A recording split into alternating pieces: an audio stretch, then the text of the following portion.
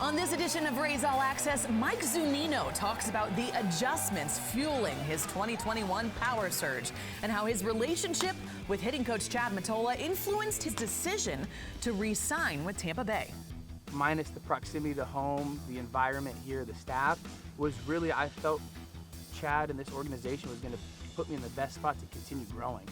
Doug Wechter and Orestes Estrada will break down the changes that the former first-round pick has made to his swing and why his work behind the plate is a big part of the Rays' pitching success.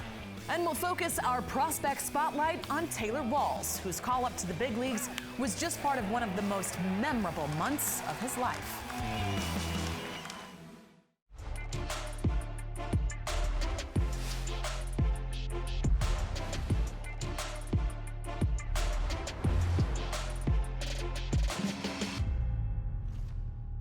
Welcome into another edition of Rays All Access. I'm Tricia Whitaker. Well, perhaps one of the most accurate words to describe Mike Zunino right now is comfortable. The former first-rounder is in his third season with the Rays, and he's looking relaxed and confident at the plate, not to mention his work behind the plate, which is a big reason that the Rays own one of the best pitching staffs in baseball. Recently, I had a chance to sit down with Mike Zunino to discuss his hot start to 2021. There's a fly ball in deep to left, and that baby's going to get out of here. I think there's a combination of things. I think getting comfortable with some adjustments I made. I made some big adjustments in the offseason going into 2020. Met with Motor a handful of times, continued to work on stuff, and then, of course, COVID hit. So I was sort of left to my own to go through all these changes I was making. Come back. Started back, felt okay, ended up getting hurt, came back, and some pieces fell into place. I felt pretty good in playoffs, and then built a little bit of confidence because of results there. Went into the offseason and came back, and what those changes became a little bit more natural, and then I was able to just continue to build off of that. And then the biggest thing mentally for me was obviously just giving myself a little bit of a break instead of beating up myself every at-bat. Was let's look at it in the long haul, and then just let it go from at-bat to at-bat. And I think that gave me some freedom to really process where I'm at and not let stuff build. Pretty good? You think the postseason was just pretty good? Yeah. Better than I expected going in, limited at-bats after the injury, but those environments are fun and stuff you'll remember forever. You mentioned the adjustments. What specific adjustments did you make? Yeah, a lot of it was really just controlling my load, being able to feel my back hip, being able to ride that a little bit longer gives me the ability to recognize some pitches, gives me some time in the zone, and that really is the biggest thing. And now when I can go back and watch film on some of my at-bats this year, I can really put a finger on where stuff's breaking down. And I think that's the biggest thing. In the past in my career, I didn't have that ability to. I just was fixing X, Y, and Z instead of, all right, is the timing there? Did I hit this spot, that spot? But now everything, there's a checkpoint. If I see that it's not there, I know what to work on the next day. You had the highest exit velocity in MLB this season at 117.3 with a home run you hit at the Trop against the Mets. 2-0, Zunino connects. High and deep and out of here. Upper deck. How are you getting so much power behind the ball? It's funny because I scaled back a lot on the weightlifting that I was doing, but I try to focus more on flexibility, mobility. My kids are getting bigger, so I'm holding them a ton.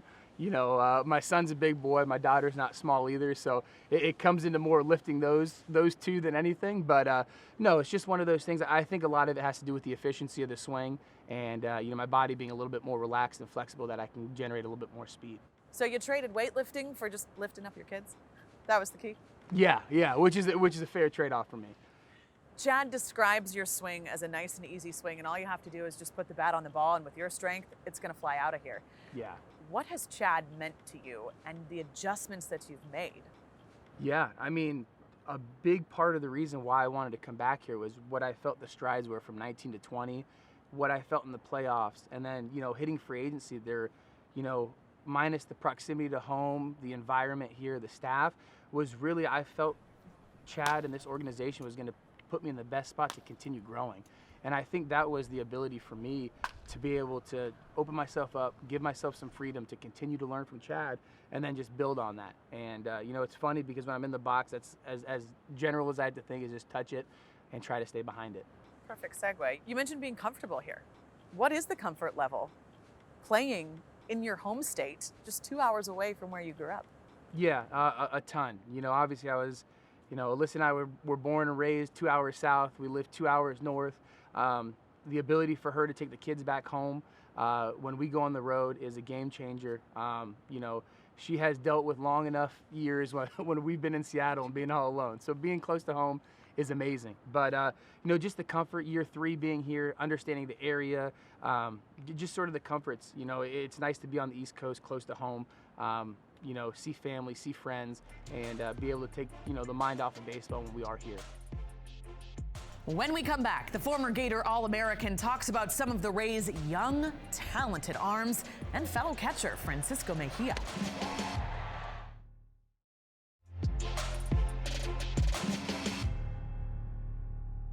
Well, as fun as it is for Mike Zunino to crush mammoth home runs, he is first and foremost a catcher, and he takes pride in his ability to call a game and work with the pitching staff. This year, the 9-year veteran is sharing time behind the dish with Francisco Mejia, and it's turned into quite the potent combination. For me, like Frankie's in a tough boat, getting traded over to an organization that, so much stock into data, so many new arms. We use guys a little bit differently, and he's absorbed that tenfold. So it's one of those things where to see him have success at the plate, behind the plate, it's exciting. He's young, he's still, continuing to learn his craft, and, I just want to help him any way I can. But, it's nice to go there, and that catching spot, help the lineup any way we can, whether it's behind the plate or at the plate. You mentioned some of the young arms this team has. Luis Patino is right there with him. What do you see from him? I think he's only 21 is unbelievable. But the sky's the limit. When you look at him, when you look at Shane, these are cornerstones for this organization for years to come. The way they throw the ball, the stuff they have, their demeanor for how young they are. I mean, this is stuff that just continues to turn this organization around and shows that there's a long time coming that this organization is going to be able to pitch extremely well. Shane McClanahan, another young guy who's impressing. Kevin Cash is famous for just saying there's not really much he needs to do to improve. Just keep being himself. Is that what you see? Yeah. For him, you don't want to give him too much. I mean, his stuff's good. He fills the strike zone up. I think he's almost too mature for his age. Sometimes he goes out there and he's thinking along with, some of the veteran guys that I've worked with, how he wants to attack guys. And with his stuff, sometimes I got to just tell him to forget about it and just attack the guy. And his stuff's that good. Is that good? 4+ pitches. It's exciting to catch, exciting to watch. If I'm not catching him, because you never know, touching 100 numerous times a game is impressive. Tyler Glasnow, we're not going to ask you to describe his dominance again because we all know how dominant he has been. But you have seen him mature in a different way this season. He's able to work himself out of situations like he hasn't been before. To me, that's the biggest thing. Pitchers, are going to come up. A lot of guys come up with pure stuff, but the ability to learn to pitch, the ability to learn to, be an ace, to be a top tier of the rotation guy, to be available every 5th day. That comes with a lot of pressure, but it comes with the pressure of being able to work yourself out of jams, pitching deep into ball games, understanding when you need to attack guys, to maybe get some early outs and save pitches because the bullpen's taxed. All these things he's learning. He's understanding what he needs to do on every 5th day. He takes care of himself. He understands what he needs to do. And, it's so impressive to see the growth over the 2 years, now 3 years that I've been here, because it's light years in maturity and just how he's pitching. And I wanted to go back to the postseason of 2020 again. You mentioned you felt good, but that was a really exciting run for the entire team. You exploded offensively. What was that like for you, that run to the World Series with this group? Yeah, Cash said at the beginning of the year, he goes, we can chalk this up as a year to forget because it's only 60 games and it's not a full season, or it could be the toughest year yet because it's only a 60-game sprint and the postseason. And talking to guys that have been to the postseason before, that were on our team, and what we went through playing those, the DS and the CS and the wild card with no off days really in between. It was a grind, but it was something that I think these core group of guys really built off of. When we came in, it was such a bonding experience. So to see these guys here, the confidence we came into spring training for, it's definitely something that guys will remember forever. But just a huge uptick in confidence for a young group of guys that really realize that they can play at this level. Up next, Doug Wechter and Orestes Destrada break down Mike Zunino's swing and what makes him so effective behind the plate.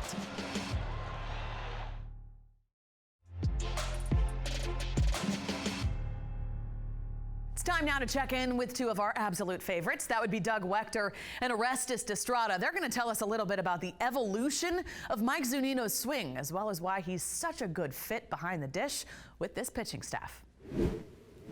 Okay, Big O. Mike Zunino, it looked like last year he did a couple things differently from what he's doing right now. Break down his swing a little bit for Well, us. I tell you, he's doing some great things. And firstly, I'm going to tell you right now that he's on his way to the All-Star game. That's how good that he's doing. One of the best hitting catchers, not just in the American League, but I think in all of baseball right now. You got to say that Mike is doing some wonderful things at the plate. Firstly, I'll say health is wealth. Remember, he's had a couple nagging injuries the last couple of years. A couple of years ago, the quad. It really affected him, kept him out for a while. I don't know if it really, we ever saw 100% Mike Zunino. And then last year, he had some issues with his side, oblique, etc. Didn't see a healthy Mike Zunino until basically end of September, October. Oh my, he had a great postseason. Here's one of the reasons that I think he was able to physically do. He really talked about it, and I've seen it. He's kind of more lower. Remember how I talk about sitting to hit? And he's doing a better job of kind of seeping down, using that backside, loading up better, all the weight inside here in his leg, and not doing what? Jumping out at the ball. When you're unsure and kind of unhealthy, you're just kind of trying to get your hands out there and beat the pitcher. And now all of a sudden, you're chasing. When the opposition sees that you're chasing, they sneak you even a little more and a little more. And then you just kind of go with them, and then you look foolish. When you're comfortable, healthy, strong, you can trust your hands, you sit, you wait, softer step, and then the explosion happens. He's even hitting pitches on the outside, Dougie, that he's not chasing after. He just is comfortable knowing I can reach that ball. Look at my barrel. I can still hit all the way there, as opposed to my mind telling me I have to jump because things aren't right. And I just love what he's doing with kind of like that seeping down, using that great balance of hip. He's very strong-legged. I mean, he's a catcher. Right. And I think right now he's feeling comfortable and letting all that work and not trying to jump. Boy, that's one thing, something you just said right there really hits home. Comfort. When I'm facing a hitter who looks comfortable at the plate, I know I'm in trouble as a pitcher. Talk about being comfortable at the plate and how important that is for a hitter. It's interesting because we're seeing some, great hitting now recently with the Rays, and I think they've kind of went back to basics. And back to basics is trying to be fundamentally sound. Dougie and I always talk about that pitching and hitting is very similar. So when you're struggling a little bit, what's basics? Bat off the shoulder, close to your ear, trying to not overstride and get comfortable, and then try to get that flat swing, barrel to the bat, barrel to the ball. It's always fascinating to me, Dougie, that catchers aren't better hitters because they see it. They have the best vantage point. They work with the pitchers all the time. And this guy's a good catcher, a great catcher, and he's working great with our pitchers. Tell me a little bit about what you're seeing there behind the plate, what he's doing. Boy, there's so many different things that Mike Zunino has been doing well, not just this year, but really over the past few years that he's been with the Rays. I think defensively, the first thing that stands out, how about the pop time to second base, the arm that he has? Consistently, he's going down to second base sub 2.0. That's really good for a catcher. You're obviously throwing a lot of guys out. Blocking is the next thing. As a pitcher, I got to be comfortable. Oh, you talked about being comfortable in the box swinging. A pitcher has to be comfortable throwing to his catcher, knowing that he's going to be able to block you. Whatever you're throwing, off-speed pitch, on an 0-2 count, you got a man on third base. You got to be able to put that in the dirt and know your catcher is going to stop that for you. All of the staff for the Rays have comfort and confidence in Mike Zunino behind the plate as the backstop. Now, the one thing that I think he is most important, what he does for this staff and for this team, it's really, it's the way he handles the pitchers. Right. Okay? And what I mean by that is being able to block, sure, that's great, but how about calling the pitches? How about being the quarterback on the field during the game when you got a tight ball game going late and you got different arm angles coming in at you from this bullpen? Remember, the Rays feast on being able to go out there and show you different angles, right? You got a guy in Rich Hill who changes arm angles all the time with a 26-inch breaking curveball. Then behind him, you got a guy in Ryan Thompson throwing sidearm. Tyler Glasnow going 100 miles an hour over the top. you got to have a catcher who's able to confidently go out there and block and call all these pitches. And Mike Zunino, he is one of the best at it. And health and wealth again. He's moving better laterally and all over the place because I think his injuries are behind him. And now you're seeing a much more confident guy behind the plate there in Mike Zunino. When Rays All Access returns, rookie shortstop Taylor Walls tells us about an emotional couple of weeks, capped off by a call up to the big leagues.